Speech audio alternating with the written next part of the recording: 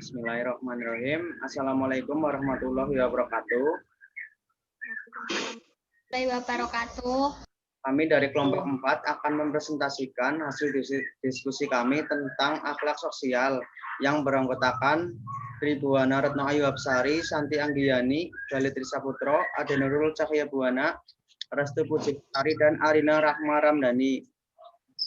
Untuk materi yang pertama akan dijelaskan oleh Tribuana Retno Ayu Hapsari. Baik, yang pertama mengenai toleransi inter dan antar umat beragama dalam Islam. Pengertian toleransi berasal dari kata toleran yang berarti batas ukur untuk penambahan atau pengurangan yang masih diperbolehkan.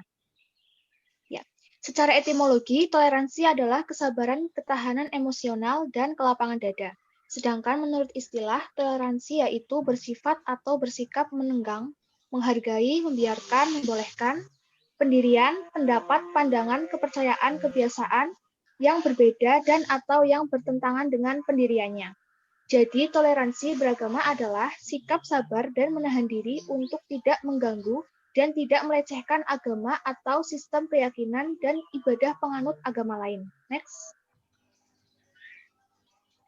Selanjutnya, karakteristik toleransi. Menurut Syekh Salim bin Hilali, memiliki karakteristik sebagai berikut. Yang pertama, kerelaan hati karena kemuliaan dan kedermawanan. Kedua, kelapangan dada karena kebersihan dan ketakwaan. Ketiga, kelemah lembutan karena kemudahan.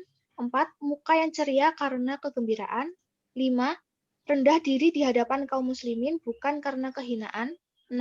Mudah dalam berhubungan sosial tanpa penipuan dan kelalaian. 7. Menggampangkan dalam berdakwah ke jalan Allah tanpa basa-basi. Dan yang terakhir, terikat dan tunduk kepada agama Allah Subhanahu wa Ta'ala tanpa ada rasa keberatan. Selanjutnya, toleransi dalam Islam. Toleransi mengarah kepada sikap terbuka dan mau mengakui adanya berbagai macam perbedaan. Landasan pemikiran ini ada pada firman Allah Ta'ala dalam Quran Surat Al-Hujurat ayat 13.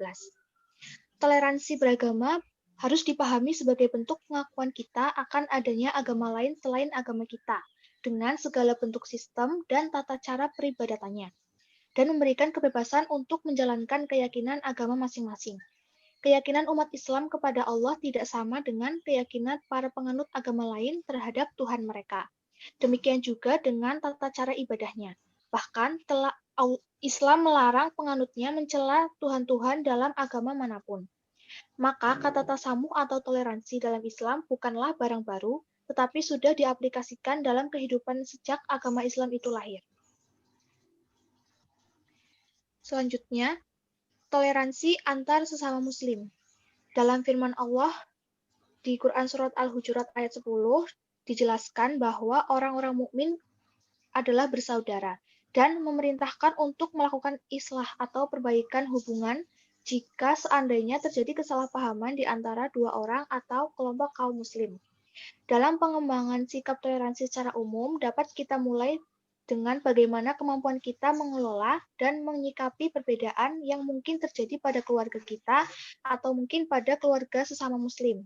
Sikap toleransi dimulai dengan cara membangun kebersamaan atau keharmonisan dan menyadari adanya perbedaan. Dan menyadari pula bahwa kita semua adalah bersaudara.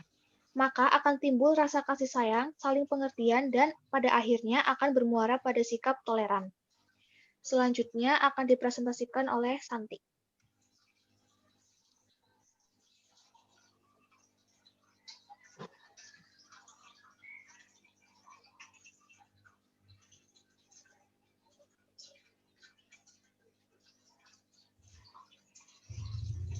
Ya, kemudian toleransi antar umat beragama.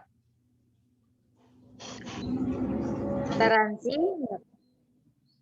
bersikap atau untuk dapat hidup bersama masyarakat penganut agama lain dengan memiliki kebebasan untuk menjalankan prinsip-prinsip keagamaan masing-masing tanpa adanya paksaan dan tekanan, baik untuk beribadah maupun tidak beribadah, dari satu pihak ke pihak lain.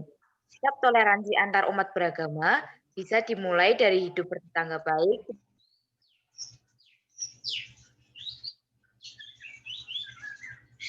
cara saling menghormati, saling memuliakan, dan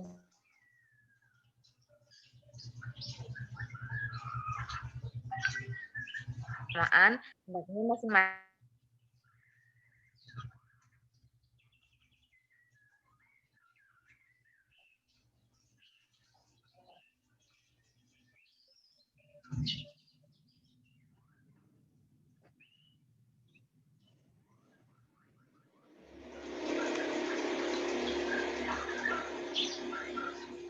Untuk contoh sikap toleransi dalam kehidupan di masyarakat antara lain, satu, adanya sikap saling menghormati dan menghargai antara pemeluk agama. Yang kedua, tidak membeda-bedakan suku, ras, atau golongan. Adapun toleransi dalam kehidupan berbangsa dan bernegara antara lain, yang pertama, merasa senasib sepenanggungan. Yang kedua, menciptakan persatuan dan kesatuan rasa kebangsaan atau nasionalisme. Yang ketiga, mengakui dan menghargai hak asasi manusia. Yang keempat, membantu orang lain yang membutuhkan pertolongan. Yang kelima, menghindari terjadinya perpecahan. Dan yang terakhir, memperkokoh silaturahmi dan menerima perbedaan. Selanjutnya, sekali. Ya, selanjutnya ada prinsip-prinsip Islam dalam mewujudkan kesejahteraan sosial. Prinsip-prinsip ini dapat dilihat dari berbagai dimensi, diantaranya satu, adanya perintah Allah dan Rasul-Nya tentang keadilan, persamaan hak dan kewajiban, perlindungan hukum, dan jaminan keselamatan yang tertuang dalam wahyu-wahyu Allah dan hadis Rasul-Nya. Yang kedua, praktek-praktek Nabi Muhammad baik saat di Mekah maupun di Madinah senantiasa mengarah pada terciptanya keadilan, kesetaraan, persamaan, jaminan keamanan individual dan masyarakat. Selanjutnya, makna kesejahteraan sosial dalam Islam.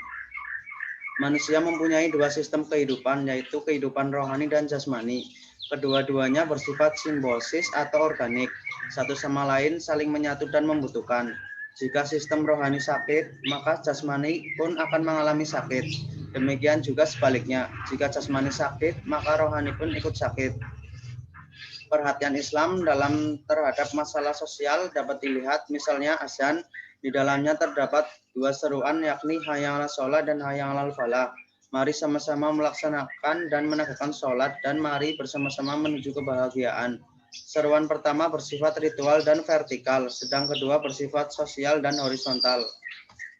Selanjutnya, contoh lain ialah pelaksanaan sholat. Ia diawali dengan takbiratul ihram dan diakhiri dengan salam. Takbiratul ihram berarti mengagungkan zat pencipta alam semesta, vertikal. Dan salam berarti mengajak kepada semua muslim untuk menyebarkan kesejahteraan sosial, horizontal.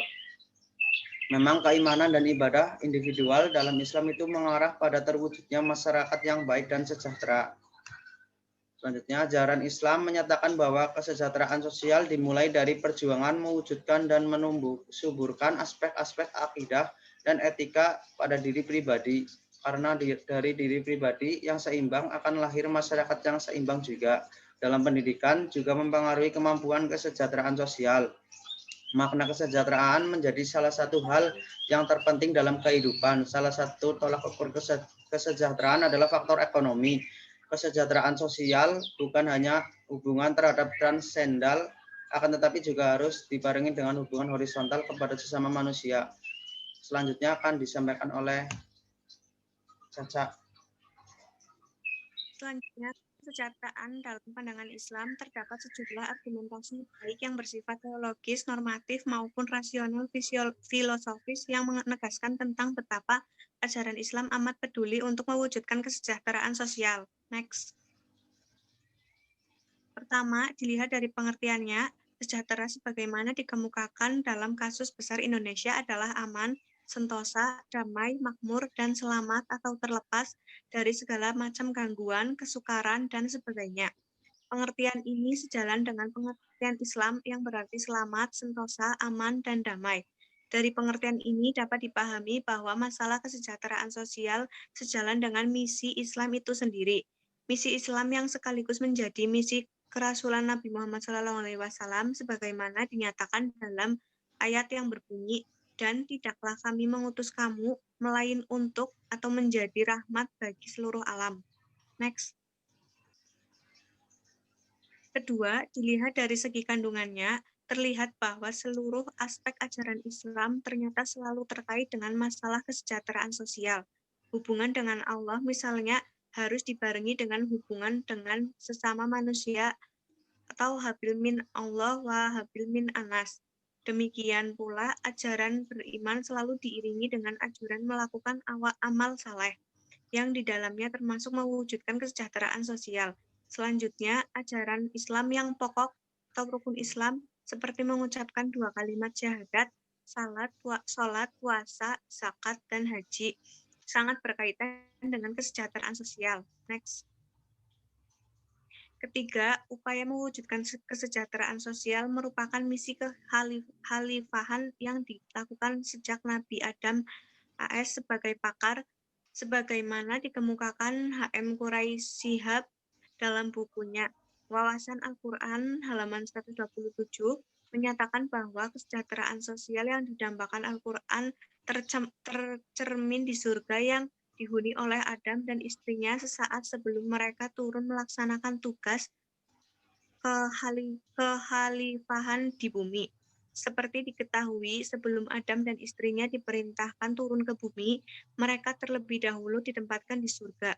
Surga diharapkan menjadi arah pengabdian Adam dan Hawa, sehingga bayang-bayang surga itu bisa diwujudkan di bumi dan kelak dihuni secara hakiki di akhirat. Next. Keempat, di dalam ajaran Islam terdapat pranata dan lembaga yang secara langsung berhubungan dengan upaya penciptaan kesejahteraan sosial seperti wakaf dan sebagainya. Semua bentuk pranata dan lembaga sosial berupaya mencari berbagai alternatif untuk mewujudkan kesejahteraan sosial. Namun, suatu hal yang perlu dicatat, sebagai bentuk pranata ini belum merata dilakukan oleh umat Islam dan belum pula efektif dalam mewujudkan kesejahteraan sosial. Next. Selanjutnya akan dipresentasikan oleh Lestari.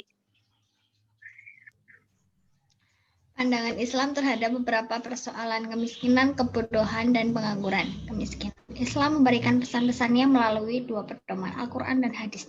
Dan di dalam Al-Quran dan hadis ada 10 gambaran kosakata tentang kemiskinan. Pertama, ada al-maskanat atau kemiskinan. Dan yang kedua ada al-faqr atau kefakiran. Perbedaan al-maskanat atau kemiskinan dan al-faqr atau kefakiran adalah kemiskinan adalah suatu kondisi di mana manusia tidak memiliki apapun, bahkan dari kebutuhan pokok seperti makanan, minuman, dan sandang pangan papan. Al-faqr atau kefakiran adalah kondisi di mana manusia memiliki harta, memiliki penghasilan tetap, namun tidak mencukupi untuk memenuhi kebutuhannya, tetapi memiliki harta tetap atau pekerjaan. Yang ketiga, al-ailat, mengalami kekurangan, al-ba'sa, kesulitan hidup, al-imlak, kekurangan harta, al-sa'il, peminta, al-mahrum, tidak berdaya, al-qoni, kekurangan dan diam, al-mu'tar, yang perlu dibantu. Al-mu'tar atau yang perlu dibantu, contohnya adalah orang-orang yang harus diberikan daging kurban atau daging akikoh. 10. Al-do'if atau lemah. Kemiskinan disebabkan oleh beberapa faktor. Di dalam surat Al-Baqarah ayat 273 diantaranya karena keterbatasan untuk berusaha. Selanjutnya akan dibacakan oleh Arin Rahma Ramdhani.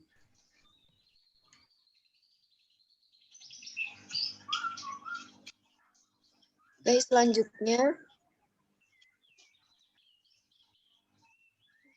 selanjutnya kebodohan. Kebodohan termasuk sebab kesesatan yang paling besar, tidak sebatas sesat namun menyesatkan orang lain. Bahaya kebodohan lebih-lebih pada seseorang yang dipaparkan oleh Rasulullah Shallallahu Alaihi Wasallam bersabda yang artinya sesungguhnya Allah tidak mencabut ilmu dari manusia secara berlangsung, akan tetapi dia mencabut dengan mewafatkan para ulama, sehingga ketika dia tidak menyiksa seorang ulama, orang-orang mengangkat para pemimpin yang bodoh, mereka ditanya lalu mereka berfatwa tanpa ilmu. Alaihi Al-Bukhari dan Muslim. Bentuk-bentuk kebodohan dalam agama yang berbahaya yaitu yang pertama, kebodohan terhadap manhaj salaf, yang kedua, kebodohan terhadap posisi akal sehat dalam agama, yang ketiga, kebodohan terhadap petunjuk dalil, yang keempat, kebodohan terhadap maqasid syariah, yang kelima, kebodohan terhadap kebodohan diri. Selanjutnya. Tari. Pengangguran. Allah telah berjanji akan menanggung rezeki kita, tapi bukan berarti tanpa syarat. Jadi di dalam Islam itu ada sistem siapa yang bekerja maka dialah yang mendapatkan rezeki, dan siapa yang berpangku tangan maka dia akan kehilangan rezekinya. Jadi membutuhkan proses. Al-Bahi menyatakan bahwa 3 unsur penting untuk menciptakan kehidupan yang positif dan produktif, yaitu pertama mendayagunakan potensi yang telah dianugerahkan oleh Allah, 2 bertawakal kepada Allah, berlindung dan meminta pertolongan kepadanya, percaya kepada Allah bahwa dia mampu menolak bahaya. Selanjutnya akan dibacakan oleh Arin. Jadi untuk pengangguran dibagi 2. Yang pertama itu pengangguran jahariyah atau terpaksa, yaitu suatu pengangguran di mana seseorang tidak mempunyai hak sedikit pun memilih status ini dan terpaksa menerimanya. Lalu yang kedua itu pengangguran hiyariyah, yaitu di mana seseorang yang memilih menganggur padahal dia pada dasarnya adalah orang yang mampu untuk bekerja. Namun pada kenyataannya dia memiliki untuk berpangku tangan dan bermalas-malasan hingga menjadi beban bagi orang lain. Terima kasih. Sekian presentasi dari kelompok 4. Apabila terdapat kesalahan, kami memohon maaf yang sebesar-besarnya. Wabillahi taufiq wal hidayah. Wassalamualaikum warahmatullahi wabarakatuh. Waalaikumsalam warahmatullahi wabarakatuh.